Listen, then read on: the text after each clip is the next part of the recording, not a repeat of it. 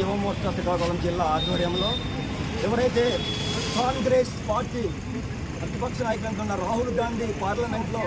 హిందువులు పెంచుతూ వ్యాఖ్యలు చేసిన ఆ వ్యక్తికి బుద్ధి చెప్పే విధంగా ఈరోజు భారతదేశ వ్యాప్తంగా కూడా భారతీయ జనతా యువ మోర్చా పార్టీ మొత్తం కూడా ఆయన దిష్టిబొమ్మను కాల్చి ఆయనకి బుద్ధి చెప్పాలని ఆలోచన ఈరోజు కార్యక్రమం చేయడం జరిగింది.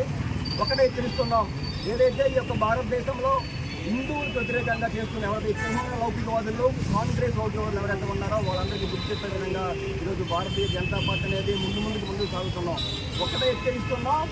హిందువులను మీరు ఎవరైతే కించపరుస్తున్నారో మీ అందరికీ గుర్తు చెప్పి భారతదేశం హిందువులందరూ కూడా ఏకమైతే ఈ సబ్జెక్ట్ విషయంలో కూడా ఈరోజు భారతీయ జనతా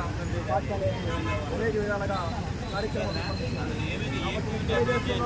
మీరు ముందు ఈ దేశం ముందుకుంటూ ఈ దేశం దాడి తీస్తూ ఈ దేశంలో జీవిస్తూ ఈ దేశంలో కాకుండా మరే దేశంగా వ్యవహరిస్తున్న ఎవరైతే కోన లౌకికవాదులు కమ్యూనిస్ట్ నా కొడుకులు కాంగ్రెస్ నా కొడుకులు ఎవరైతే ఉన్నారో వాళ్ళందరూ కూడా బుద్ధి తెచ్చుకొని ఇది ఒక నయ భారతం, ఇది నవ భారతం, యువ భారతం కాబట్టి ఈ భారతదేశానికి మద్దతుగా నిలవకపోతే రాను రోజుల్లో 543కి 99 మీకు ఏమైనా పరిమితం చేశారో రాను రోజుల్లో ఒక్కటి సీటు కూడా పరిమితం చేయడానికి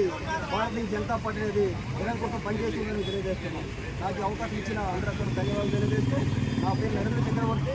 భారతీయ జనతా యువ మోర్చా శ్రీకాకుళం జిల్లా అధ్యక్షులు. జై హింద్, జై భారత్.